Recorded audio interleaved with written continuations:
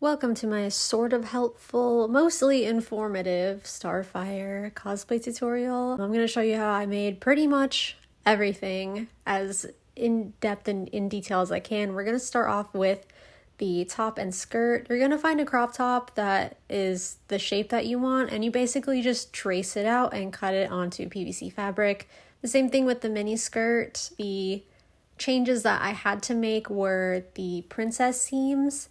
So on the top there where the breast is, and then on the back of the skirt, 2 darts, basically anywhere that you got curves. And next up is Starfire's gems. They're actually flashlight replacements, and they're kind of convex. And all you have to do is paint the back of them. I mixed a couple different shades of green along with some shimmer powder, and they look so pretty in the light. And then I went ahead and got some, I think this is like 2mm foam, and created inserts basically around the gem and then the inside, and then fit it through. But instead of spray painting it silver, which I should have done, I decided that I was going to wrap any accessory pieces in silver PVC so that it has a very like smooth and cartoony look. I've seen other cosplayers do this and it turns out so nice. But when you're doing shapes that are rounded like this, it's not the best idea because you're gonna have to make a million cuts to make it lay flat. Anyways, onto the boots. I got some white boots on AliExpress and just painted the sole with regular acrylic paint and then sealed it with some Mod Podge. And then for the fabric part, I think it's called Angelus shoe paint so that it would flex. Here I am working on the leg parts, and to do this you're probably going to need to make a leg cast. You can look up boot cover tutorials. They're super helpful. And then I just put the boots over them, and here's the gnarliest bruise I've ever had in my entire life. Perfect timing to cosplay somebody who shows a slit of thigh. Moving on to the foam accessory pieces, I was working on the belt, and this isn't the belt, this is a neck piece that I ended up not using. But as you can see, the contact cement that I thought would work really well with the foam and PVC did not. It just didn't want to stick, and it ended up bubbling in weird places. So I just had to pull it off, which was really easy. Like, you just had to tug a little bit and it would just come right off. And I decided to do hot glue, and I wanted to redo the belt buckle anyways because it really wasn't nicely round like I wanted. So I recorded way too much footage of me basically taking this apart, putting it back together, especially on a piece I didn't even need, but it was good practice, I guess. So I ended up, just ripping it all off and then re-gluing it down. And I didn't put the hot glue on the front facing side. I put it on the inside and then pulled it taut over because you could see the glue through the PVC, like exactly the outline of the hot glue. So I just would only focus on gluing the back and then pulling the PVC over it so that it was really smooth. And it gave such a nice cartoony look. Like, I loved how other cosplayers' accessories looked so flawless when they used this technique. But boy, I would not recommend if you're doing anything rounded. Like, it was fine on the belt, which I did a Velcro closure on. Okay, moving on to the gauntlets or arm bracers, whatever you want to call them. I didn't even record this, but I made a cast of my arm with plastic wrap and then masking tape, and then just basically cut it out and made like a little pattern for each arm because your arms are slightly different in sizes. Then I just wrote on the inside left and right and cut them out in, I think this is 5mm foam. It was a little thick. I don't know if I should have done it that thick. I was just cutting out the little inserts so that I can put the gems in. I didn't really know what I wanted to do yet, but in the meantime I did just wrap each one in the PVC material and hot glued it down on the inside to give it that super smooth texture. I would probably recommend just spray painting it, but if you're an insane perfectionist like me and you want that super perfect smooth look, then do the PVC route. It's just very difficult if there's any sort of curve or bend in your design. So do it at your own risk and at your own sanity. I ran into two different issues after this. One was how I was going to get the gems to stick, and two, how I was going to get the gauntlets to lay rounded and more flat to my arm because they were poking out and it just looked really bad. But I ended up heating it again and bending it really hard into a C shape, and then it fit my wrists perfectly after that. And to get the gems to stick, I just put a piece of fabric on the back and glued it to the fabric on the inside. So after that, they pretty much stayed in place just fine. And here's a detailed up-close look at the bracer. There's fabric hot glued on the inside as well as a foam flap so that you can put the Velcro piece on there and it'll sit more flush against your skin. And I didn't record how I made the thigh pieces, but it's basically the same thing. You measure around your thigh, you cut it out of foam, and you wrap some PVC in it and make the little flap for the Velcro.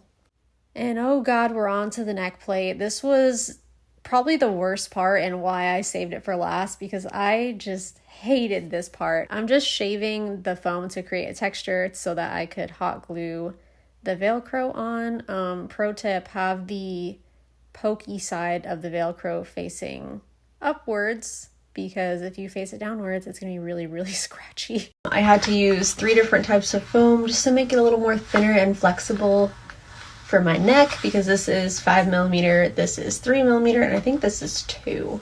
I don't know. I bought this a long, long time ago to make cat ears. I also added a magnet underneath because it kind of just hovers on both sides. And it kind of reminds me of like a samurai outfit or something. So I'm gonna put some magnets on the inside of my outfit, and then it'll actually lay down like that. Now I have to paint it because I can't wrap it like I did with these ones because of the shape of it.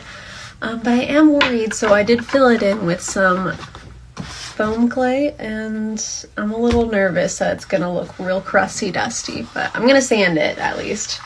I got a bug bite on my forehead from spray painting outside. Starfire neck plate, last but not least. I was spray painting it with Plasti Dip and everything was going great up until the last coat, and then it did whatever this is. And there is texture and like little tiny bubbles in those patches that are matte, I guess. I think it's due to the humidity, but I live in Florida, so I'm not sure what I'm supposed to do about that. I don't have a garage or anything like that. So I'm just gonna leave it inside for the next like 24 to 48 hours. I don't think it's gonna change at all, but it'll cure, hopefully, since it'll be inside and dehumidified. And then I can, oh no, is it stuck together? It's just averted. I cut it open. It's supposed to be able to open so I can, you know, cut it on my neck. My hair's in the way, but you get the idea. I'm gonna spray paint it silver, and I'm hoping that it's not gonna off-gas into my face because the con is 1 week from today. So, will I smell like spray paint? Who knows? I just finished spray painting.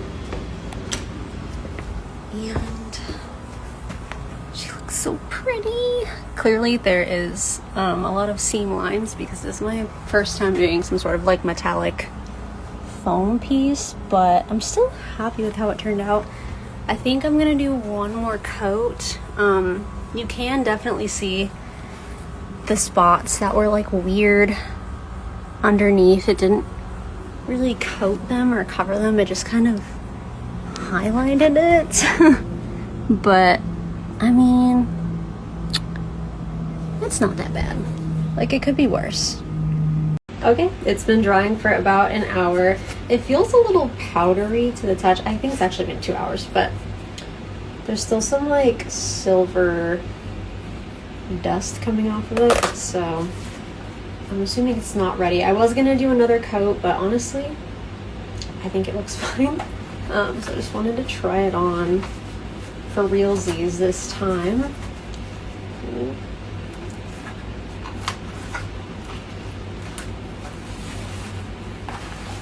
Okay. Now it's gonna have the magnet in the front and the back so it doesn't do that. So I can grab it. Okay, here we go. So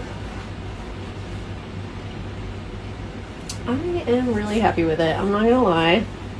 I think that looks really good. And it's like the same color as...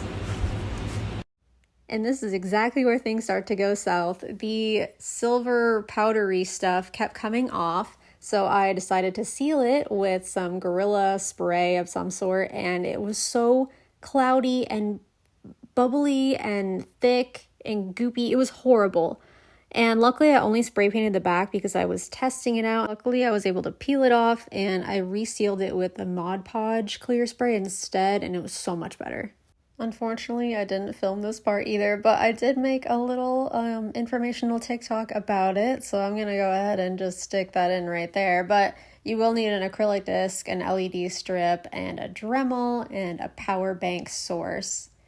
I don't want to get copyrighted, and I did use music in this video, so I'm just gonna voice it over. This is the acrylic disc I used, and then the LED strip is literally just taped on the outside for now because I don't really know how else to adhere it. I'm afraid to use hot glue because it gets a little warm.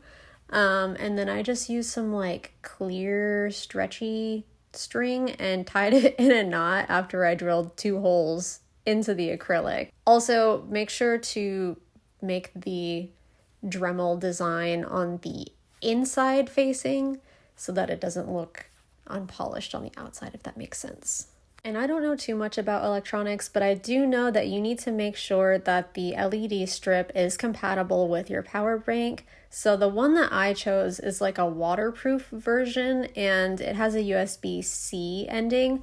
And luckily the power bank takes USB-C, and they're both 5 volts. So the LED strip I have is 5 volt, and the power bank is 5 volt, so it works out perfectly. If the output isn't strong enough or it's too strong, it could just not work, or who knows, explode. I really don't know. Also, I didn't use that Dremel bit. I used the second one on the right side that's a little pointy to do the design, and also to drill the holes into the acrylic sheet. Make sure that you're going to have enough space for your power bank to hide in your arm bracer or gauntlet. I had to make an extender so that I could fit it in there because it fit a little too perfectly to my wrist and I couldn't stuff it in there at all. This is the one I got on Amazon. This was a 2-pack, and it even came with a little flashlight on it, which is cool. And here's the full try on with a little blooper. So that's pretty much it. If you have any questions, please let me know in the comments. I'm going to try to link all the products I used in the description. I hope this was somewhat helpful, and I really hope you try to cosplay Starfire for your next convention or for Halloween. Okay, bye!